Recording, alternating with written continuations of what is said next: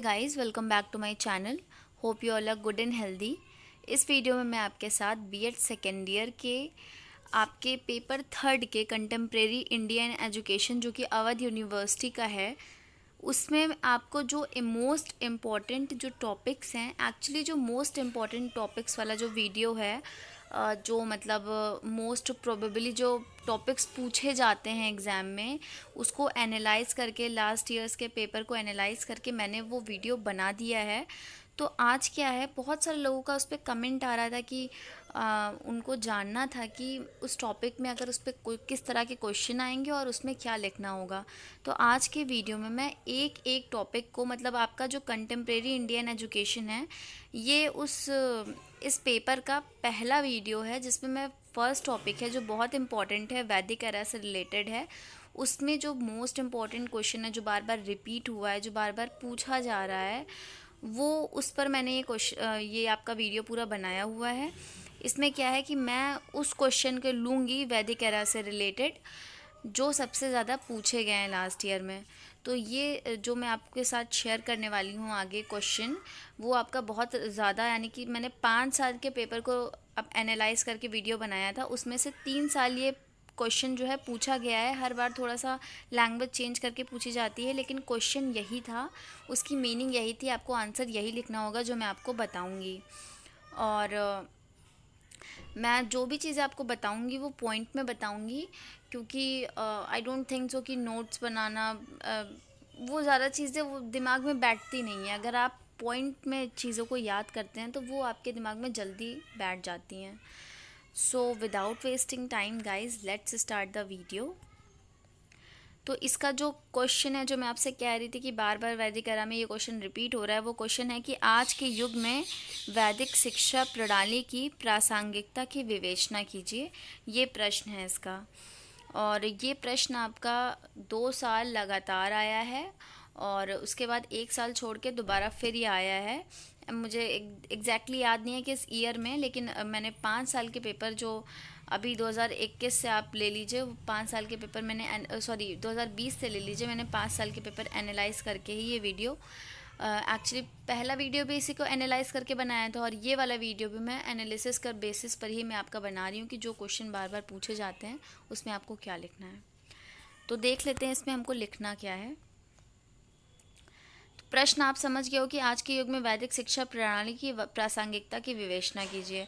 इसका मतलब ये है कि इसका मतलब ये है कि आज के टाइम में जो हमारी वैदिक शिक्षा जो थी हमारी, वो आज के लिए वो कितनी इम्पोर्टेंट है, कौन सी ऐसी चीज़ें हैं जो रिलेवेंट हैं, जो हम आज के टाइम में उन चीज़ों को अपना सकते हैं, उनकी ज़रूरत है। तो अब सबसे पहला सवाल तो ये आता है, जब ये क्वेश्चन आया कि इसकी ज़रूरत क्यों पड़ी, है ना, रिलेवेंट, क्योंकि आज की जो शिक्षा व्यवस्था है उसमें कहीं ना कहीं कमी है। इसमें क्या कमी है कि आज की जो शिक्षा व्यवस्था है वो ज़रूर हमको ज्ञान देती है, हमको नॉलेज मिलता है, कंपटीशन है, बच्चे बहुत ज़्यादा नॉलेज उनको मिल रहा है, लेकिन कहीं ना कहीं उनको ह्यूमैनिटी नहीं बताई जा रही है कि आप कैसे एक अच्छे इंसान बन सकते हैं, आपके अंदर कैसे आप वफ़ादारी आप में के अंदर होनी चाहिए, ईमानदारी होनी चाहिए, आपके अंदर धैर्य होना चाहिए, पेशेंस होना चाहिए। ये सब चीज़ें आज के टाइम में कहीं ना कहीं ये सब चीज़ें कम हो गई हैं, है ना। आज हम केवल क्या है, केवल नॉलेज के पीछे भाग रहे हैं, कितनी नॉलेज मिल जाए। फिर सेकेंड पॉइंट है कि आज की शिक्षा प्रगति के अवसर देती है लेकिन मानवता का विकास नहीं करती है। शिक्षा के तो बहुत अवसर देती है, आपकी प्रगति भी पूरी होगी, लेकिन वही बात है कि जो मानवता की जो बात है कि ईमानदारी, हिम्मत, लगन, एक दूसरे के लिए जो एक नैतिकता होती है, वो चीज़ें ख़त्म होती जा रही हैं, कहीं ना कहीं कम हो रही हैं। एकदम से ये मैं नहीं कह रही हूँ कि एकदम से ख़त्म, लेकिन फिर भी जो पहले के टाइम में इन चीज़ों को जितनी इम्पोर्टेंस मिलती थी, आज के टाइम में इतनी इम्पोर्टेंस इन चीज़ों को नहीं दी जा रही है।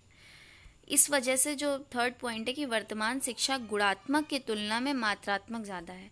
मात्रात्मक है, ये एकदम स्पष्ट है ये चीज़ कि गुणात्मक नहीं है, क्योंकि हम वफ़ादारी, ईमानदारी, इन सब चीज़ों को तो कोई तवज्जो ही नहीं दे रहे हैं। हम सिर्फ किसको मात्रात्मक या कितनी नॉलेज मिल जाए, हम सिर्फ उसके पीछे ही जा रहे हैं। तो ये 3 पॉइंट हो गए। इसमें ये क्लियर हो जाता है कि हमें क्यों आवश्यकता है क्या ऐसी और कौन सी चीज़ें हैं जो हम वैदिक एरा से ले सकते हैं, वो मैं आपको बताने जा रही हूँ। उसमें सबसे पहला है कि आदर्शवादिता के गुण। इसमें क्या है, जैसे पहले की जो वैदिक शिक्षा थी उसमें जो है धर्म को, ईश्वर को, प्रेम, सत्य, अहिंसा, इन सब चीज़ों को बहुत ज़्यादा महत्व दिया जाता था। भौतिकता की भी जो चीज़ें थी उनको बताई जाती थी कि आपको कैसे समाज में रहना है, लेकिन आध्यात्मिकता पर ज़्यादा बल दिया जाता था कि बच्चों को खुद का ज्ञान हो, उनको पता हो कि वो क्या हैं, और बच्चे ईश्वर से जुड़ सकें, अपना अच्छा काम करें, अच्छा कर्म करें, सबको प्रेम से सबसे रहें, प्रेम से बात करें, सत्य बोलें, झूठ ना बोलें किसी से, अहिंसा मत करें, और अहिंसा जो है, अहिंसा में रहें, अहिंसा करें, और त्याग को महत्व दें। यानी कि ऐसा नहीं है कि हम सिर्फ सेल्फिश हो जाएं। आज के टाइम में लोग बहुत सेल्फिश हो गए हैं, लेकिन पहले के जो वैदिक एरा था उसमें ये सिखाया जाता था कि आपको अगर ज़रूरत पड़े, आपको अगर आपके समाज की ज़रूरत है तो आपको बहुत सी चीज़ों का त्याग करना पड़ता है। तो पहला जो ये गुण है आदर्शवादिता का गुण, ये हम आज की जो शिक्षा है इसमें इसको कहीं ना कहीं अपनाने की ज़रूरत है, क्योंकि हमें एक अच्छे ह्यूमन बीइंग को बनाने के लिए इन चीज़ों की आवश्यकता होगी। उसके बाद दूसरा है आध्यात्मिक व भौतिक दोनों विषयों को स्थान। तो वैदिक काल की जो शिक्षा थी उसमें वो ऐसा नहीं था कि सिर्फ आध्यात्मिक जगत मतलब आध्यात्मिक ही शिक्षा उन्हें प्रोवाइड करी जाएगी। उनको जो है भौतिक शिक्षा भी दी जाती थी कि ताकि वो अपना समाज में जैसे भी अपना जीवन अच्छे से व्यतीत कर सकें। तो उनको दोनों तरह की जो शिक्षा है वो दी जाती थी। तो इस तरह की शिक्षा की आज भी ज़रूरत है।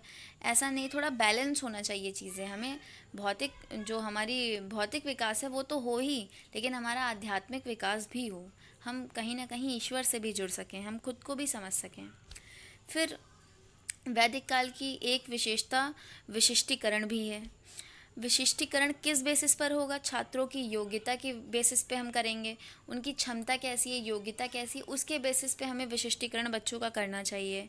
और आज के टाइम में भी लिया जाए तो हम इन चीज़ों को आज के टाइम में भी अपना सकते हैं कि जो जो मतलब या फिर लिया गया ही है एक्चुअली कि हम जो भी अच्छे बच्चे हैं, जो जैसे हम विशिष्ट करते हैं ना कि ये बहुत विशिष्ट हैं, किस चीज़ पे हम किस बेसिस पे निकालते हैं कि उनके गुणों के आधार पे निकालते हैं ना उनको, उनके गुण, उनकी योग्यता, उनकी क्षमता के आधार पर हम उनको अलग करते हैं। फिर तीसरा है गुरु शिष्यों के बीच मधुर संबंध। तो वैदिक जो कालीन शिक्षा थी उसमें बहुत प्रमुख विशेषता थी, गुरु शिष्यों के जो बीच जो संबंध था वो बहुत अच्छा था। मतलब वो पूरी तरीके से जो शिष्य होता था वो गुरु के लिए समर्पित होता था, वो पूरी तरीके से समर्पित होता था गुरु के लिए, और गुरु ने जो भी आज्ञा दे दी उसको उसका पालन करना ही होता था। आज के समय में क्या है, आज के समय में आपने देखा होगा कि अगर कोई 12th क्लास का बच्चा है तो एक्चुअली तो टीचर तो उससे कुछ बोल ही नहीं सकता, वरना ये हो गया सर आप बाहर मिलिए, ये चीज़ें चलती हैं। लेकिन ये हमें वैदिक शिक्षा से हमें इसमें सीख लेनी चाहिए कि हम भले ही पूरी तरीके से समर्पित ना हो, लेकिन इतना होना चाहिए कि एटलीस्ट हम अपने टीचर को रिस्पेक्ट तो दें, हमें इज़्ज़त तो देनी चाहिए ना उनका। वो हमें कुछ कह रहे हैं तो उनकी बात का हम मान रखें, उनको सुने उन चीज़ों को। उसके बाद है शारीरिक, मानसिक और सामाजिक, ये इन तीनों ही चीज़ों का विकास जो है वैदिक कालीन शिक्षा से ही स्टार्ट हुआ था। इसमें क्या मतलब बताया गया है कि जो हमारा शारीरिक विकास है, मानसिक विकास है, सामाजिक विकास है, इन तीनों का जो विकास है ये वैदिक शिक्षा में इस पर बहुत महत्व दिया गया था। इस वजह से जो वैदिक शिक्षा है वो बहुत ज़्यादा व्यापक थी, उसको लेकर ही आज बनाया जाता है कि हमारे शारीरिक खेल कूद से हमारा शरीर का भी विकास हो, मानसिक विकास हो, हमारा सामाजिक विकास हो, हम भौतिक जगत का भी हम जान सकें चीज़ों को।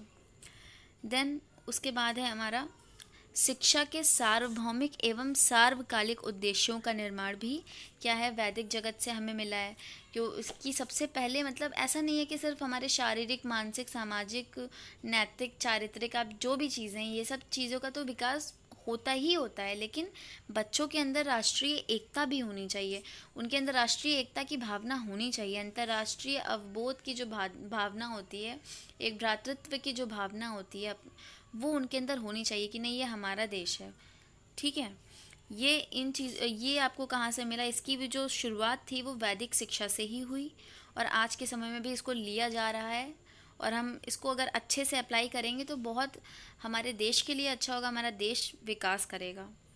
उसके बाद है अनुशासन का सही अर्थ का विकास। अब आज के समय में अगर आप देखो तो कहीं ना कहीं अनुशासन की बहुत कमी है। बच्चों का शारीरिक, अब बच्चे आजकल के फास्ट फूड खाते हैं, लेकिन पहले जो वैदिक करा था उसमें बच्चे सादा भोजन करते थे, तो अनुशासन था। वो गुरुकुल में रहते थे, वहाँ के नियमों का पालन करते थे, जितने बजे उठना है उनको उठना ही है। उनको बाहर का तो जो अनुशासन था वो तो उनको मानना ही था, खुद के अंदर भी उनको मतलब अनुशासन में ही रहना था।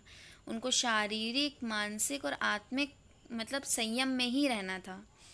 और आज के टाइम में लोग इतना डिसिप्लिन्ड नहीं हैं, क्योंकि कहीं ना कहीं डिसिप्लिन की कमी है। और इन चीज़ों को हम वैदिक काल से इन चीज़ों को हम ले सकते हैं। फिर है स्त्री पुरुष की शिक्षा। तो जो स्त्री पुरुष की जो शिक्षा है उसकी भी नींव कहाँ से रखी गई थी? वैदिक काल शिक्षा से ही रखी गई थी। क्या है कि स्त्री और पुरुष दोनों को ही शिक्षा मिलनी चाहिए। ये थोड़ा सा मुझे लगता है थोड़ा सा ड्रॉबैक है कि जो स्त्रियों की जो शिक्षा थी उनमें कुछ मतलब उन्हें कठिनाइयों का सामना करना पड़ता था, लेकिन उनको भी शिक्षा दी जाती थी। और आज उसी का वहाँ से नींव रखी गई, तो आज हम इतना आगे चीज़ें बढ़ी कि आज जो है लड़कियों को भी, गर्ल्स को भी उतनी ही रिस्पेक्ट मिल रही है, उनको भी पढ़ने का अधिकार है, सब कुछ है इस टाइम। क्योंकि इसकी लेकिन जो नींव रखी गई वो किस काल में रखी गई? वैदिक काल में ही रखी गई। फिर व्यावसायिक शिक्षा, जो मतलब वैदिक काल में ये था कि आपको सिर्फ ऐसा नहीं है कि आध्यात्मिक जगत के ही बारे में बताया जाएगा, आपको व्यावसायिक शिक्षा के बारे में बताया जाएगा कि आपकी योग्यता और क्षमता के अनुसार आपको कोई ना कोई व्यवसाय ताकि मिल जाए, आपका अच्छे से जीवन जो है वो आपका जीवन अच्छे से व्यतीत हो। लास्ट है आपका संस्कृत भाषा का विकास। तो आज का टाइम ऐसा है कि लोग जल्दी संस्कृत लैंग्वेज नहीं पसंद करते हैं। इनफैक्ट स्टेटमेंट भी आया था कि संस्कृत को तो हटा ही देना चाहिए, लेकिन वैदिक काल में संस्कृत को बहुत ज़्यादा इम्पोर्टेंस दी गई थी। और आई थिंक कि संस्कृत को इम्पोर्टेंस देनी चाहिए, क्योंकि जो संस्कृत भाषा है और आपकी जो साहित्य है, दोनों में मानवता की और जो विश्व एकता है उसकी बहुत सी अमूल्य निधियाँ दी गई हैं, जिसको ना केवल मतलब भारत के पाठ्यक्रम में, भारत के सिलेबस में नहीं, सभी देशों में इसका होना बहुत आवश्यक है। तो इस बेसिस पे हम कह सकते हैं कि जो वैदिक कालीन जो शिक्षा थी वो काफ़ी हद तक एक सर्वश्रेष्ठ शिक्षा पद्धति हम उसे कह सकते हैं, अगर उसके कुछ दोषों को निकाल दिया जाए तो। अदरवाइज़ गुड़ों का खान है वैदिक शिक्षा। तो ये था आपका पूरा एक्सप्लेनेशन इस क्वेश्चन का कि कैसे जो वैदिक कालीन जो शिक्षा है वो आज के युग में कैसे प्रासंगिक है, किस तरीके से इम्पॉर्टेंट है हमारे लिए। तो आज मैंने आपके साथ पेपर थर्ड का एक जो क्वेश्चन है, एक टॉपिक है, उसका जो मोस्ट रिपीटेड क्वेश्चन है वो मैंने आपके साथ डिस्कस किया है। नेक्स्ट टॉपिक का जो मोस्ट रिपीटेड क्वेश्चन होगा वो मैं आपको नेक्स्ट वीडियो में प्रोवाइड करा दूँगी, और लेसन प्लान के वीडियो भी आपको मिलते रहेंगे। So this is it guys, thank you for watching. Don't forget to subscribe my channel and like the video, because your subscription means a lot to me guys. Thank you.